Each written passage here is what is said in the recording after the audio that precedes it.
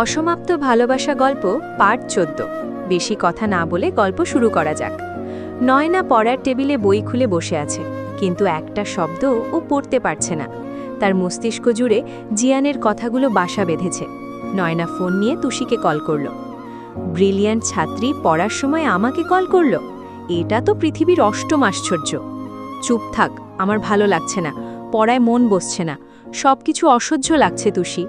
তুষি হেসে বলে, বান্ধবী আমার প্রেমে মজেছে। ওহো, পিরিতি কাঁঠালের আঠা, লাগলে পরে ছাড়ে না। তুষির বাচ্চা ভুসি তোরে আমি। আরে হয় আর, মজা করছি, রেগে যাচ্ছিস কেন?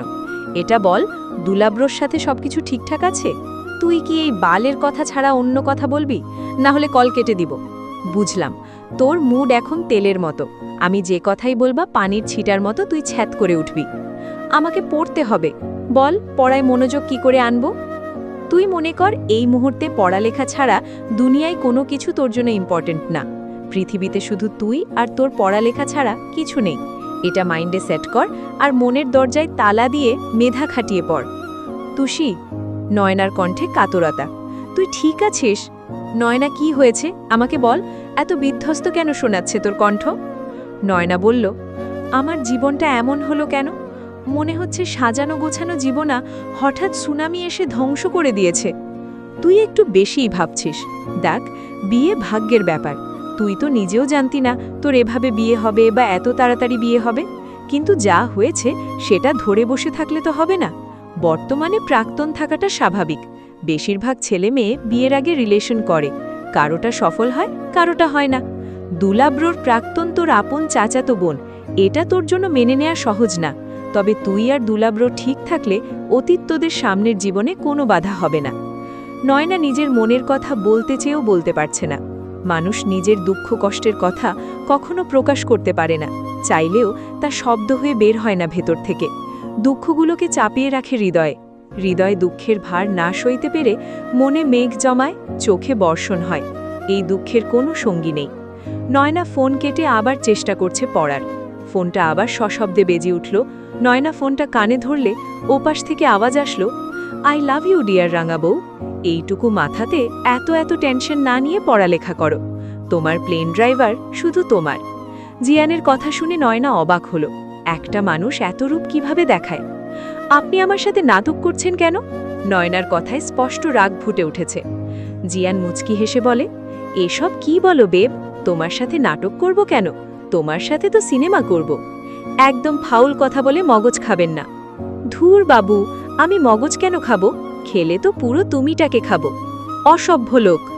অনলি সুনয়নার জন্য আমি অসভ্য থাকতে চাই। এসব করে কি পান আপনি? আমি তো পান খাইনি বেবি। মেজাজ খারাপ করবেন না। কি যে বলো, পিচ্ছি একটা ফুলের মতো বউ আমার, তার মেজাজ খারাপ করার দুঃসাহস আমার আছে? মিস্টার চৌধুরী, প্লিজ এমন দুমুখ আচরণ বন্ধ করুন। কেন আমাকে এভাবে ধোকা দিচ্ছেন? মিসেস চৌধুরী, আজ এই মুহূর্ত থেকে ক্যাপ্টেন জিয়ান রেজা চৌধুরী শুধু আপনার ব্যক্তিগত প্রপার্টি। আপনার হৃদয়ের দামে আমি নিজেকে বিক্রি করতে চাই আপনার কাছে। নয়না খট করে কল কেটে দিয়ে মোবাইল সুইচ অফ করে পড়ায় মনোযোগ দিল। বিরক্ত লাগছে এসব। তার বাসায় এক মেয়ে আর ফোনে প্রেম। জিয়ান মুচকি হেসে বলে, আগে কখনো ফ্লাইট ক্যান্সেল হলে বিরক্ত লাগতো, আজ শান্তি লাগছে। ডিয়ার ওয়াইফি, তুমি শুধু ক্যাপ্টেন জিয়ান রেজা চৌধুরীর। তোমার রাগকে ভালোবাসার ছোঁয়ায় গলিয়ে দেব। Just wait and see. Nazim Chowdhury জাহিনের হাত থেকে ফোনটা কেড়ে নিয়ে ছুঁড়ে মারল। বাবা, কি হচ্ছে এসব? তোমাকে আমি কতবার বলেছি আমাদের ব্যবসায় জয়েন করো? এখন আমার পক্ষে চৌধুরী ইন্ডাস্ট্রি একা সামলানো সম্ভব নয়। এরপরেও তুমি কোন সাহসে সিক্রেট গোয়েন্দা সংস্থায় যোগ দিয়েছ? প্রথমে র্যাপ হতে চাইলে আমি মানা করলাম, আর এখন এসব? বাবা, আমার কি কোনো চয়েস থাকতে পারে না? রেজা তো পাইলট, ওকে কিছু বলছো না কেন? রেজা আর তোমার জন্ম একদিন, কিন্তু গ্রহ নক্ষত্র সব ভিন্ন। নিজেকে রেজার সাথে তুলনা করো। আমি শুধু আমার প্যাশন বেছে নিয়েছি, কোনো ক্রাইম করিনি। তোমার জন্য আমার ছেলের ওপর বিন্দু মাত্র আঁচ আসলে আমি ভুলে যাব তুমিও আমার সন্তান। এতে আমার কি দোষ বলো? আমরা জমজ, যেটা আমার অন্যায়? তাহলে লন্ডন যেয়ে প্লাস্টিক সার্জারি করিয়ে চেহারা বদল করে ফেলবো নিজের। তোমার এসব ভালো কথা আমার সামনে চলবে না। সামনের সপ্তাহে মেহনুর আসবে, ওর সাথে তোমার বিয়ে ফিক্স করেছি। আমি আর কোনো কথা শুনতে চাই না। ভাইয়া যা করে তোমরা সবসময় সাপোর্ট করো, তো আমার বেলায় কি সমস্যা? জিয়ান একটা ভুল করেছে, সেটা হলো প্রেম, এছাড়াও কোনো ভুল করে না। ভদ্রতা সভ্যতা সব আছে ওর মধ্যে। আর তোমার মধ্যে কি আছে? রাস্তার ছেলেদের মতো মারামারি, বুক খোলা শার্ট, মাঝে মাঝে হাতে সিগারেটও দেখা যায়। তুমি তো এটাও ভুলে যাও তুমি চৌধুরী পরিবারের সন্তান। ছোটবেলা থেকে তোমার আর রেজার সেম চেহারার অনেক অ্যাডভান্টেজ নিয়েছো। এখন তুমি ছোট না, এসব গোয়েন্দাগিরি ছেড়ে অফিসে জয়েন করো। নাজিম সাথে নিজের রুমে চলে গেলেন। জাহিন মিতা বেগমের কাছে এসে বলে, এসবের মানে কি আম্মু? আমি কি ছোট বাচ্চা? আমাকে যা বলবে তাই করতে হবে? ছোট বাচ্চা না, তাই তো বিয়ে ঠিক করেছি। মেহনুর ভালো মেয়ে, তাই না বলার কোনো অপশন নেই তোমার কাছে। আর যদি ভাবো বাইরের দেশে যাবে, তোমার বাবা তোমার ভিসা সহ যাবতীয় সব কার্ড সিজ করে দিয়েছে। বড় হয়েছ, ম্যাচিওর হও।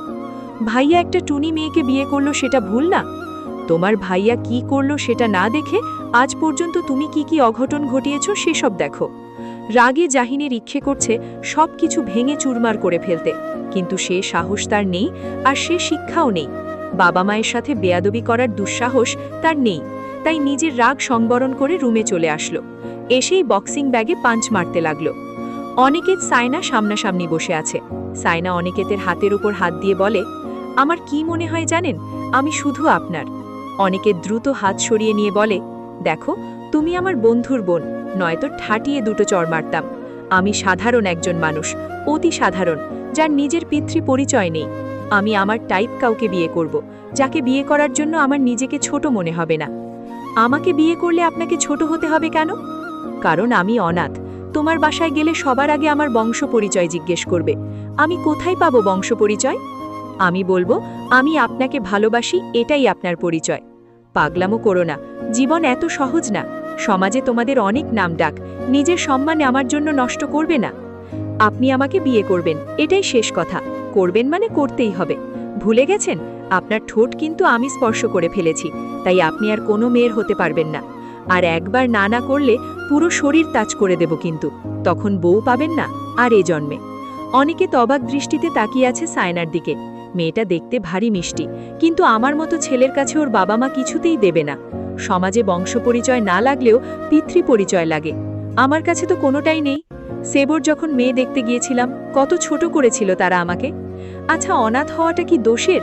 আমি জানি না আমাকে কে জন্ম দিয়েছে, সেখানে আমার দোষটা কোথায়? সায়না তুড়ি বাজিয়ে বলে, এই যে মিস্টার, কোন ভাবনার সাগরে ডুবে গেলেন? কোনো মেয়ে হলে কিন্তু তাকে আমি মেরেই ফেলব। জিয়ান মোবাইলের স্ক্রিনে এক ষোড়শী কন্যার হাস্যোজ্জ্বল মুখশ্রীর পানে গভীর দৃষ্টিতে তাকিয়ে আছে। মনে মনে আওড়ালো, মেয়েটার চোখ দুটো আসলেই সুন্দর। এত সুন্দর দুটি চোখের অধিকারিণীর জন্য সুনয়না নামটা হয়তো পৃথিবীতে এসেছিল। মায়াবী চোখের অধিকারী তুমি, আমার প্রিয়তমা অর্ধাঙ্গিনী।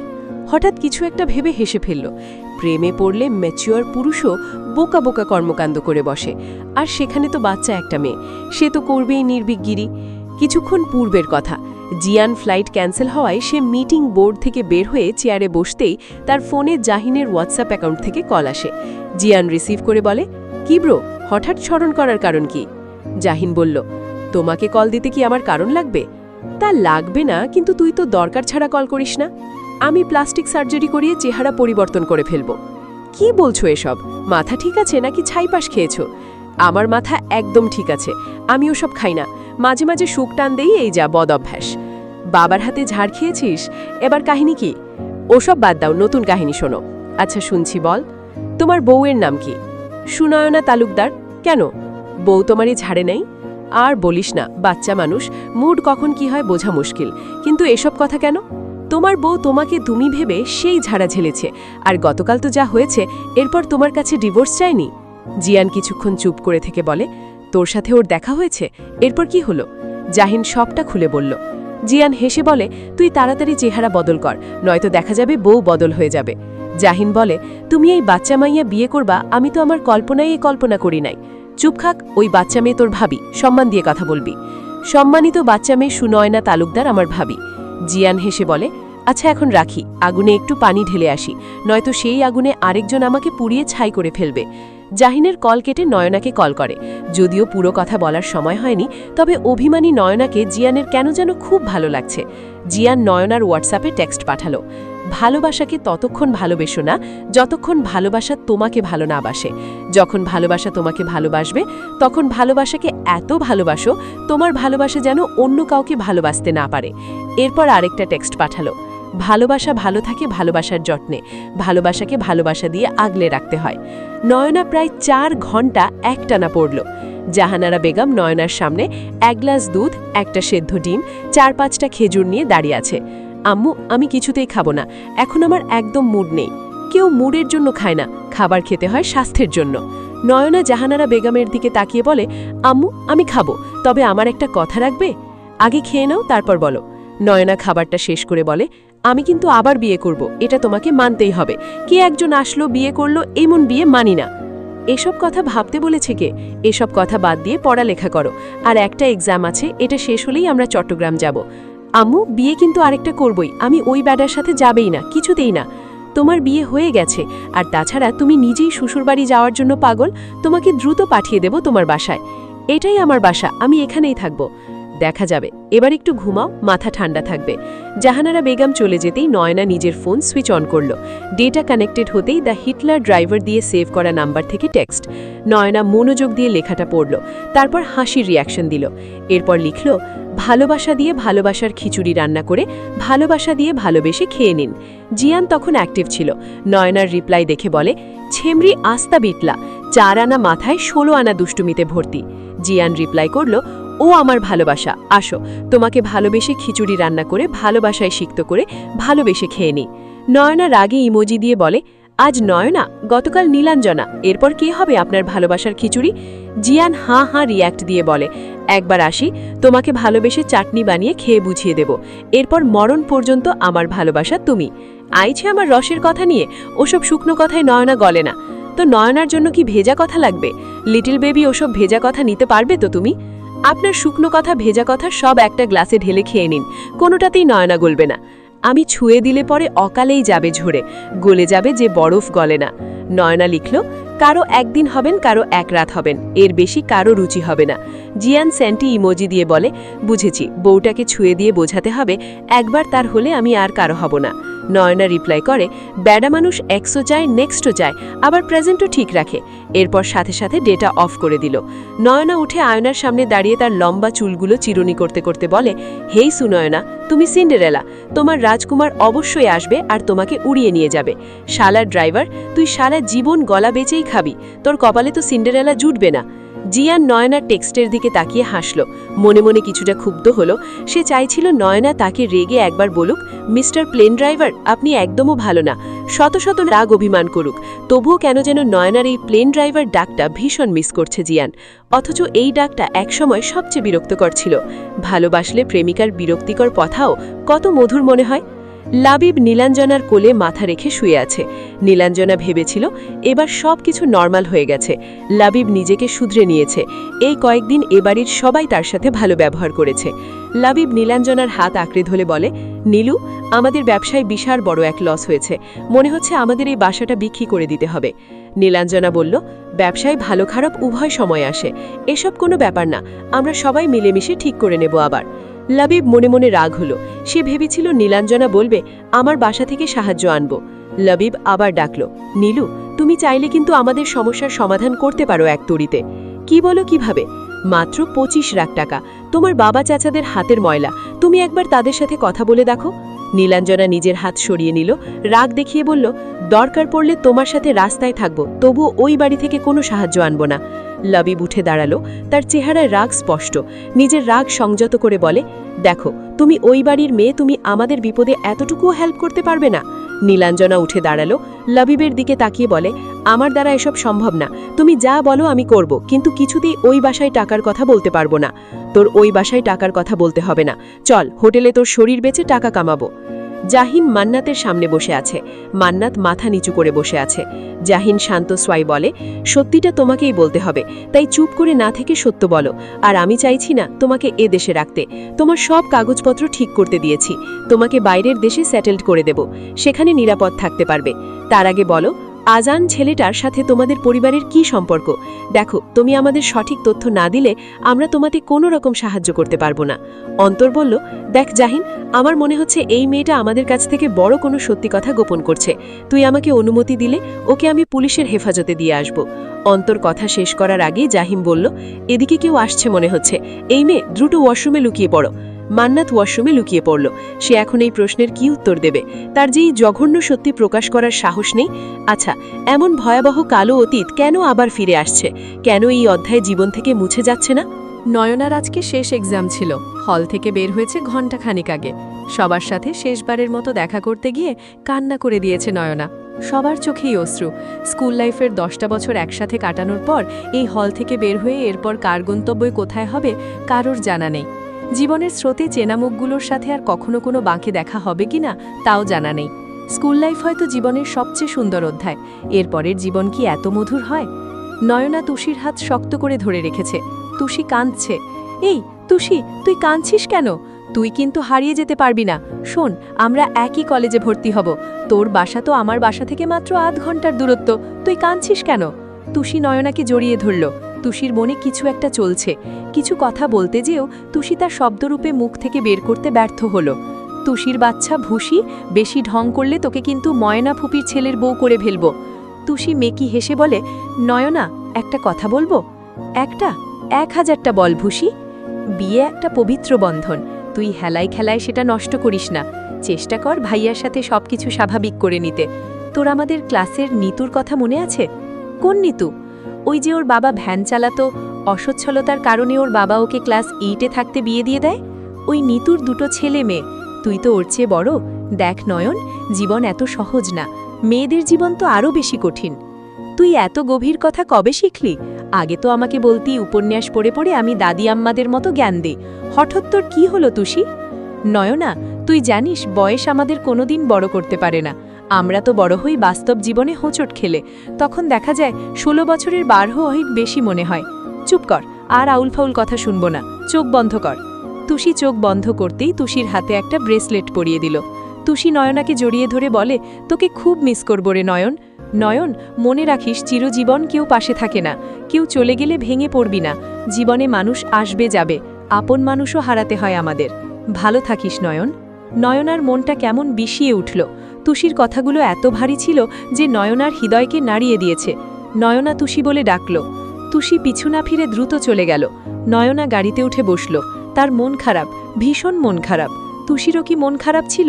আচ্ছা, তুষার ভাইয়া তুষির সাথে দেখা করতে কেন আসলো না? তুষির কি তুষার ভাইয়ার সাথে কোনো ঝামেলা হয়েছে? কিন্তু তুষি তো কিছু হলেই আমাকে সবটা বলে। আজ এমন অন্যরকম তুষি হলো কি করে?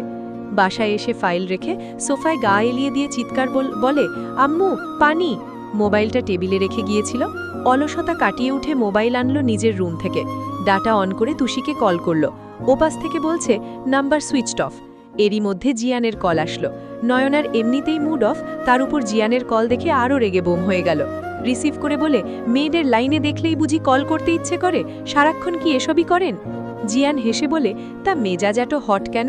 এক্সাম ভালো হয়েছে তো রাঙা বউ? ডোন্ট কল মি বউ, অনলি সুনয়না। আরে বাহ, বউ দেখি ইংরেজিও পারে। আসো বউ, আয়সা পড়ো আমার মনের ঠিকানায়। ধুর, কানা দেয়। দেখুন, আমি একদম মজা করার মুডে নেই। ফোনটা রাখুন আর কখনো কল করবেন না। কলেজে ভর্তি হয়ে কোনো নাম করা ভার্সিটির সিনিয়র ছেলেকে বিয়ে করে নেব। আরে বাহ, শখ তো কম না বাবুটার। তা ম্যাডাম, আপনার কবার বিয়ে করতে মন চায়? একদম বাজে বকবেন না। আপনার সাথে আমি কোনো সম্পর্ক রাখব না। আমি আরেকটা বিয়ে করব। ছি ছি ছি রে ননি, ছি রে ছি। এইসব বলাও পাপ সুইটু।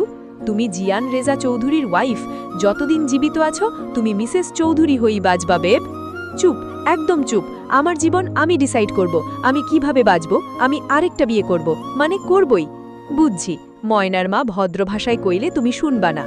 ভদ্র অভদ্র আপনার কোনো ভাষায় আমি শুনব না। বিয়ে আমি আরেকটা করবই। এন নাক টিপলে শ্লেষ্মা পড়বে, আইছে আবার বিয়ে করবে। ছেমড়ির শখ তো কম না।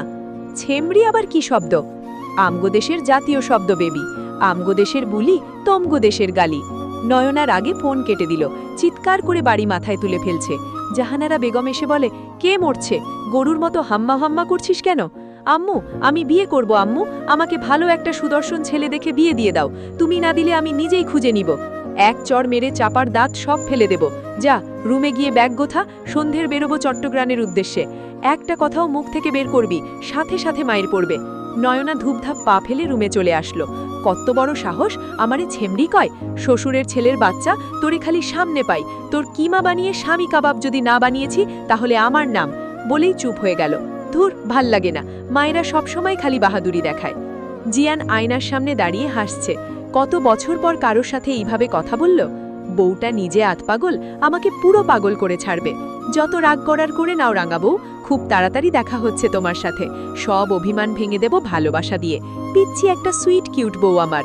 আজ রাতের ফ্লাইটে ফিরছি আমি সুইটহার্ট, সি ইউ সুন। নীলাঞ্জনার পুরো শরীর জুড়ে কালশিটে দাগ, চুলগুলো কেটে ফেলেছে নিজেই। লাবিবের বাবা এসে বসল নীলাঞ্জনার পাশে, মাথায় হাত বলিয়ে বলে, জানোই তো ছেলেটা আমার বদমেজাজি, ওর কথা শুনে চলবে তো? নীলাঞ্জনা কিছু বলতে যেও চুপ করে রইল। সে এখানে ফিরে এসেছিল তার অনাগত সন্তানের জন্য। সে চায়নি সন্তানকে বাবাহারা করতে। লাবিব বারান্দায় দাঁড়িয়ে একটার পর একটা সিগারেট শেষ করছে। ইচ্ছে করছে নীলাঞ্জনাকে শেষ করে ফেলতে। এত নাটক সাজিয়ে ফাঁদে ফেলল, কিন্তু কোনো টোপ গিলছে না।